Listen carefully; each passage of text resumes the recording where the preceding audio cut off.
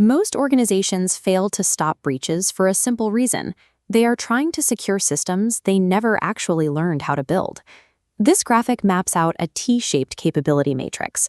It charts a deliberate progression of skills, rather than a random assortment of certifications. The red and yellow blocks at the top represent modern threat defense and cloud operations. That is the highly visible work of cybersecurity. But those upper layers will collapse entirely without the massive gray vertical pillars supporting them, 14 solid years of core infrastructure engineering. Looking at this diagram detailing the infrastructure advantage, the middle row states a guiding rule for this process. To secure the server, you must first know how to build it. True security mastery is an engineering advantage cultivated over time. You cannot buy it off a shelf, and you cannot install it via a software dashboard. This maps Phase 1, physical data movement. At the lowest level, data moves across actual hardware to establish based connectivity. Attackers exploit these exact switching mechanisms and IP protocols to silently intercept data traveling between physical nodes. If we look at the top point of this intelligence triangle, we find packet analysis. This is the primary countermeasure for those physical interceptions. A defender cannot identify a malicious packet in this analysis without first understanding the baseline routing of healthy traffic. Mastering the physical path of network traffic is the non-negotiable prerequisite to diagnosing advanced network breaches.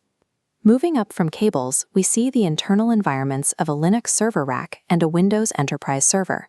Internal vulnerabilities are born right here.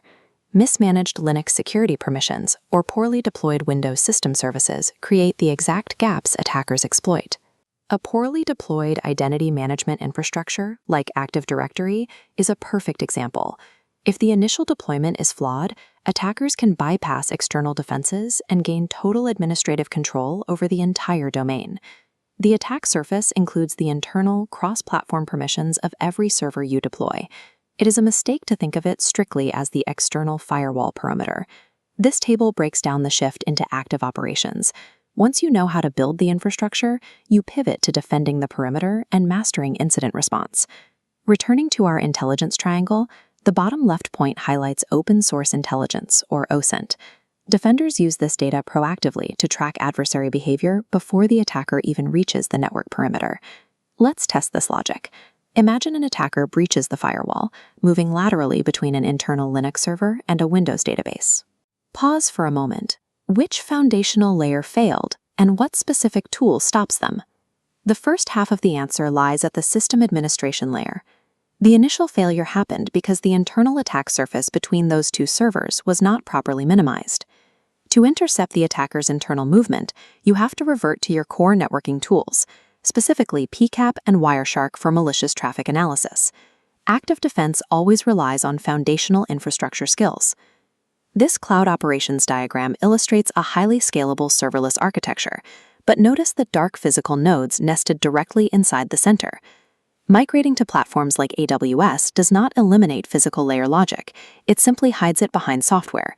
Securing these massive modern cloud environments requires synthesizing 14 years of physical networking, systems administration, and perimeter security.